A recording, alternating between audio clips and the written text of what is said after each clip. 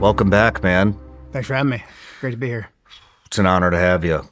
So, you resigned last week. I did. How's that going? About as good as resigning to the president can go, I think. It's definitely created a lot of buzz. I just want to commend you, man. I mean, I know that took a lot of courage. That took some serious balls to do that, especially with the statement you made. Wow. And internally, but just me myself, I haven't been happy about really much of anything that's been going on. I feel like it's been a 180 bait and switch from what we were told in just about every aspect, right? That's the conclusion that I came to. I mean, after a year of really, trying as hard as we could to advance what we believed the agenda was, in particular, keeping us out of endless wars, and preventing, more bloodshed overseas, and then potentially more blowback terrorism here. I just felt like we weren't being effective. I wasn't being effective anymore. And so for me, it's like, I don't want to stay just because I have a title, some degree of, prestige, whatever. I don't want to stay for that. I want to stay for the mission. But then also just seeing, and I'm sure we'll get into it, there's things I mentioned in the resignation letter, seeing the way we're being slow walked and then rapidly entering this war.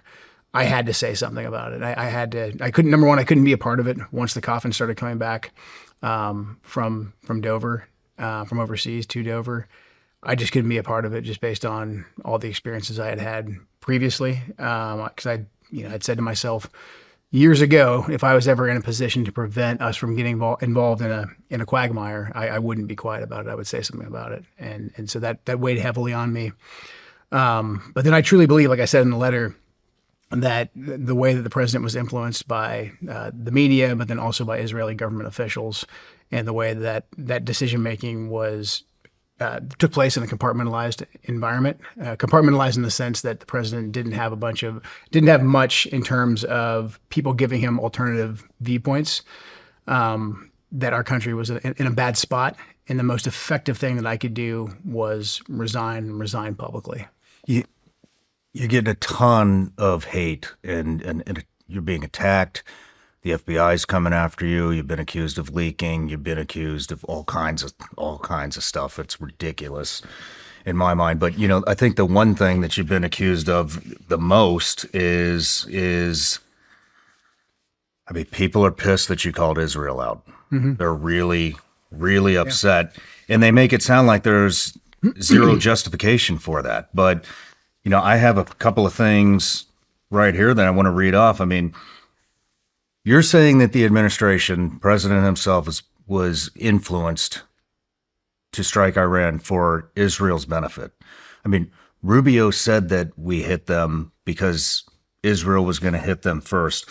Then the Wall Street Journal had an article out, I think it was last week, maybe the week before, and this is quoted. To help make the case on Iran, Lindsey Graham traveled several times to Israel in recent weeks, meeting with members of the country's intelligence agency. This is in quotation. They tell me things our own government won't tell me, he said. He spoke with Israeli Prime Minister Benjamin Netanyahu, coaching him on how to lobby the president for action. Netanyahu showed the president intelligence that persuaded Trump to go ahead, Graham said. I mean, it's Reuters. About an hour ago today, Reuters. Less than 48 hours before the U.S.-Israeli strike on Iran began, Prime Minister Benjamin Netanyahu spoke by phone to President Donald Trump about the reasons for launching the kind of complex, far-off war the American leader once had campaigned against. I mean, it's not absurd that you're saying that the president's being influenced by Israel at all. All the publications are talking about this. Everyone's talking about this. Senator Lindsey Graham is actually bragging about this. Ted Cruz Ted Cruz was on the flight. Yep. So how is this like some kind of fucked up conspiracy? Like all the signs They're trying to shut people up by saying you're a conspiracy theorist, you're anti-Semitic, etc.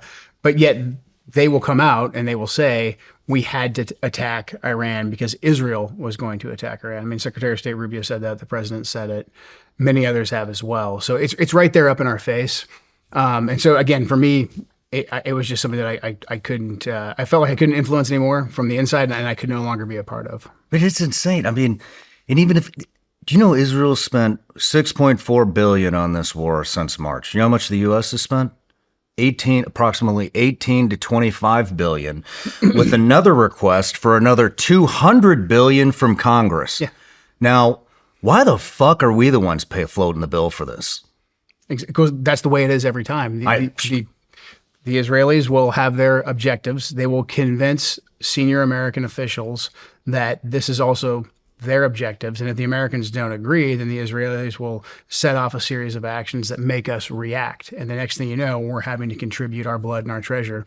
And that same playbook is playing out now. And I referenced the Iraq War. I referenced what happened in Syria as well in my letter, because this is the same playbook we've seen over and over again. And, you know, you and I saw it at the tactical level when we were deployed in the war on terror.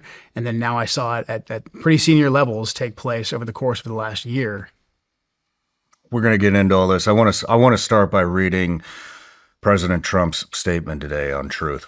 I am pleased to report that the United States of America and the country of Iran have had, over the last 2 days, very good and productive conversations regarding a complete and total resolution of our hostilities in the Middle East, based on the tenor and tone of these in-depth, detailed, and constructive conversations, which will continue throughout the week.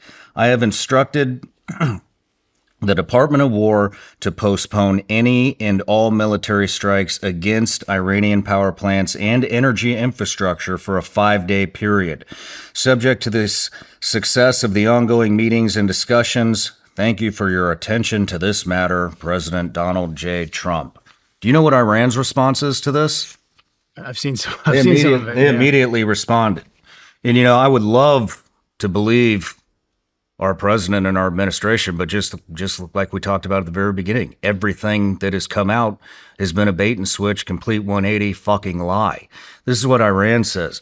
The Iranian Foreign Ministry and state broadcaster IRIB stated, in quotes, "No conversation has taken place between Iran and the U.S., and Trump's claim about having these talks is false.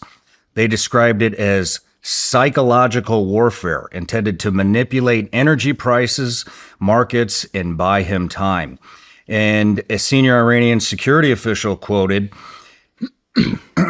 "Tehran is not in talks with Trump, and that he backed down from attacking energy infrastructure after Iran's credible military threats and market pressure.